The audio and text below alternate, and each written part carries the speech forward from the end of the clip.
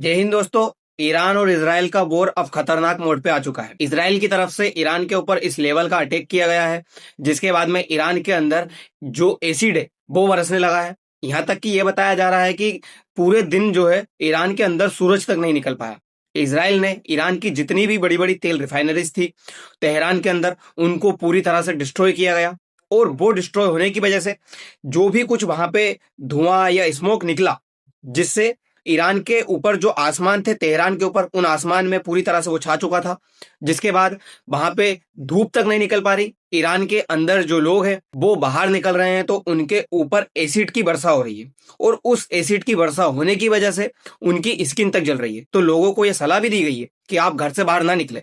तो अब ये जो युद्ध है वो इस लेवल पे पहुंच चुका है कि क्या अब ईरान के अंदर अमेरिका और इजराइल ये चाह रहे हैं कि ईरान को पूरा बर्बाद किया जाए। ये जो है न्यूक्लियर वेपन का यूज करके इसको खत्म करेंगे, क्योंकि जो तेहरान है उसकी तरफ से ये कहा गया है where not be promised there be no other Hiroshima. America ने हमसे कोई इस तरह का वादा नहीं किया है कि वो दूसरा हिरोशिमा हमको नहीं बनाएगा। क्या अब अमेरिका ये प्लान कर रहा है कि ईरान को एक ही बार में पूरी तरह से खत्म कर दिया जाए? क्योंकि ईरान के जो भी लोग हैं वो मार्च निकाल रहे हैं और ये लेकर के खड़े हुए हैं कि न्यूक्लियर वेपन का यूज मत करिएगा। और अमेरिका अब धीरे धीरे उस युद्ध में जाता जा रहा है क्योंकि वो जल्द से जल्द जो है इस वॉर को खत्म करना चाहेगा।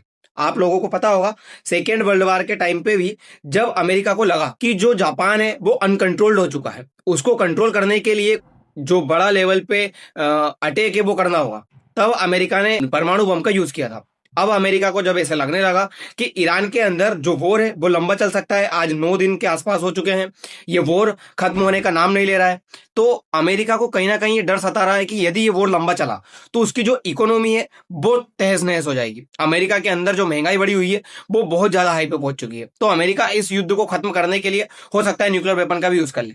आप इस तस्वीर में देखिए कितना ज्यादा ये स्मोक जो है फैला हुआ है तेहरान के अंदर। पूरी तरह से दिन में जो है रात जैसी सिचुएशन बन चुकी है। ये पूरा का पूरा आसमान में जाकर के छा चुका है और आसमान में छाने के बाद खुद ब खुद हो रही है ये एसिड की वर्षा।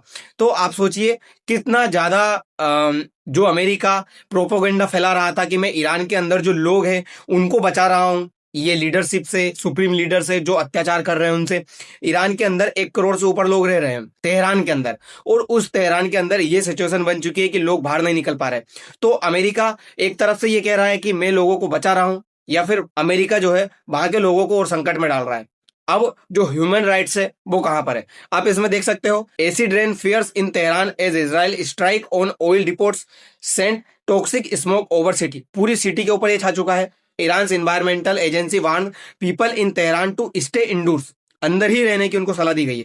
Red Crescent said toxic chemical in the drizzle cloud led hurt skin and lungs. आप सोचिए आपके फेफड़े तक को ये जो है नुकसान पहुंचा रहा है। बताया जा रहा है कि अगर आप जो सांस ले रहे हो वो मास्क लगा करके लीजिए, आप इस तरह से सांस मत लीजिए।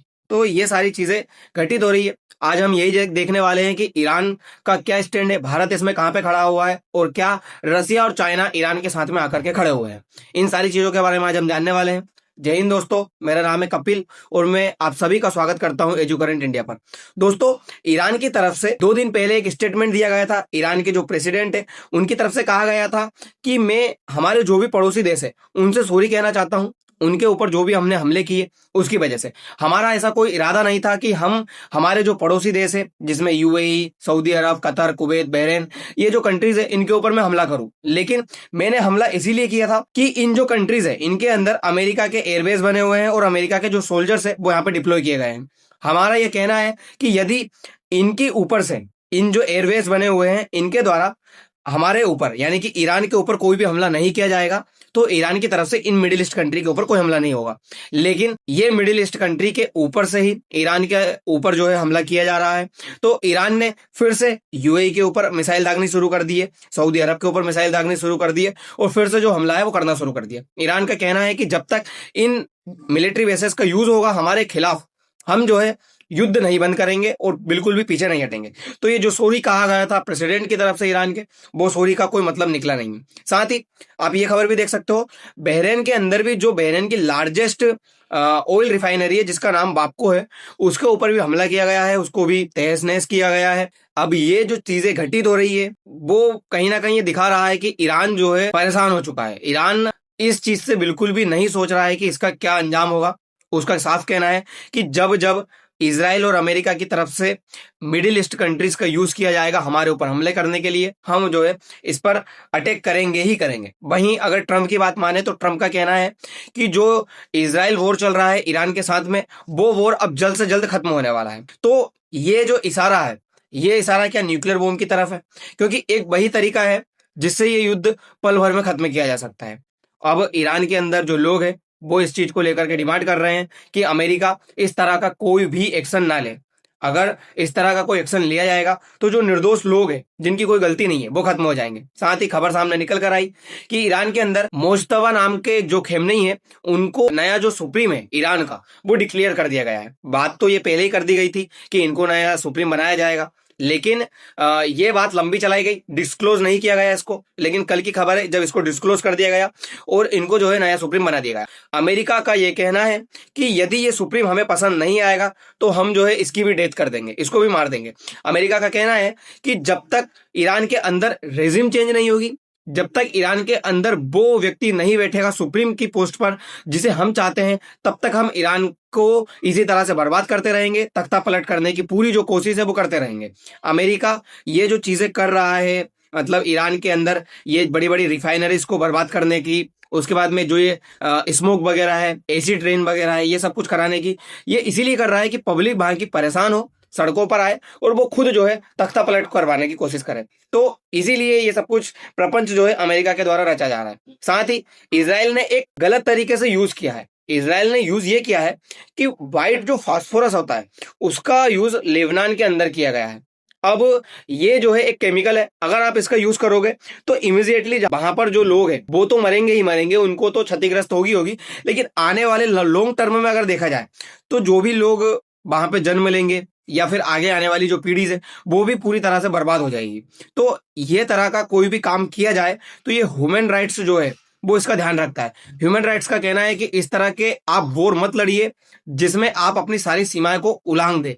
अगर आपको वॉर लड़ना है तो आप सोल्जर्स के साथ में लड़िए, और असली वॉर होता भी वही है कि आप आपके देश के सोल्जर और सामने वाले सोल्जर्स, आप दोनों ही लड़ रहे हो। आप उसमें सिविलियंस को टारगेट कर रहे हो, उसे फिर वॉर नहीं कहा जाएगा, उसे अराजकता कह सकते हैं आप, उसे वॉर से जो है कंसाइडर नहीं किया जा सकता। तो ईरान और इसराइल जो है आज के टाइम में वॉर छोड़ करके बाकी सब कर रहे हैं, ये जो सिविलियंस है उनको टारगेट कर रहे हैं, तो ये वॉर कहीं नहीं जा सकती। साथ ही अमेरिका का ये प्लान है, अमेरिका चाहता है कि वो दुनिया के अंदर ये जो वॉर है चल रहा है, ये मिडिल ईस्ट के अंदर ये वॉर चलता रहे, जो भी ये तेल रिफाइनरीज है इनकी ये पूरी तरह से बर्बाद हो जाए, जिसके बाद में दुनिया के अंदर ऑयल क्राइसिस आए और अमेरिका जो है वेनेजुएला को जो कब्जे में लिया है उसका जो ऑयल है वो दुनिया के अंदर बेच सके।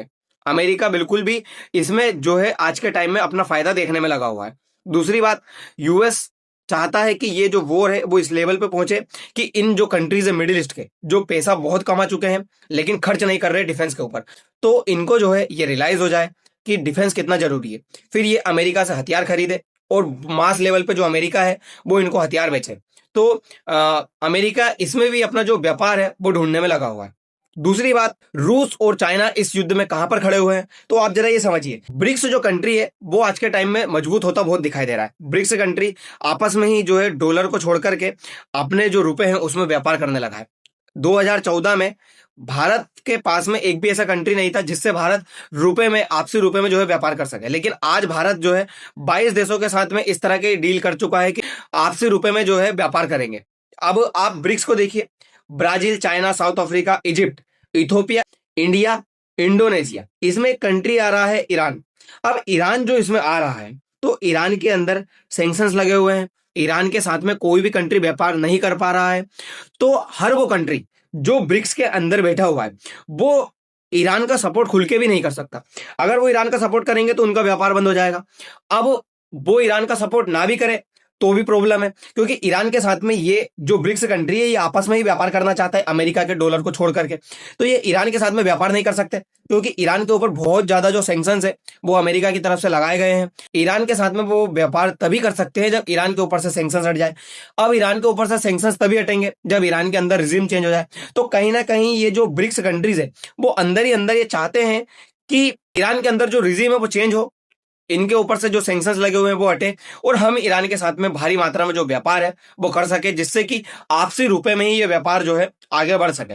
तो कहीं ना कहीं ये चीज लेकर के आगे बढ़ रहे हैं ये सारे के सारे जो ब्रिक्स कंट्री है वो। दूसरी बात, सबसे बड़ा रीजन यही है कि जो ट्रंप है वो एप्स्टीन फाइल में आए हुए खुद के जो 38,000 बार नाम है, खुद के खिलाफ जो अमेरिका में प्रदर्शन हो रहा है, मिड टर्म जो इलेक्शंस आ रहे हैं जिसमें इनकी जो हार है वो निश्चित की जा रही है, तो इससे बचने के लिए, अमेरिका के पीपल्स को एक साथ करने के लिए, दुनिया का जो ध्यान है वो भटकाने के लिए, एप्स्टीन फाइल से हटाने के लिए उन्होंने मिडिल ईस्ट में जो ये प्रपंच चला है वो कहीं ना कहीं इसी वजह से चला है कि सबका ध्यान एप्स्टीन फाइल से हट जाए और ये युद्ध की तरफ लग जाए। अब देखना ये होगा कि अमेरिका जो ये सऊदी अरब जो ओआईसी के जितने भी कंट्री है इनको साथ में लेकर के चला था और इनकी सुरक्षा का जो जिम्मा लिया था कि मैं युद्ध शुरू करूंगा तो आपको कोई प्रॉब्लम नहीं होगी, आज उन कंट्रीज को जिस तरह से बर्बाद किया जा रहा है, चाहे सऊदी अरब हो चाहे यूएई हो, उनको तो अब देखना होगा अमेरिका किस लेवल पे इनकी सिक्योरिटी कर पाता है और ये जो वॉर है वो आज के टाइम में कहां पर पहुंच पाता है। दोस्तों फिलहाल के लिए इतना ही, मिलते हैं अगली वीडियो में, धन्यवाद।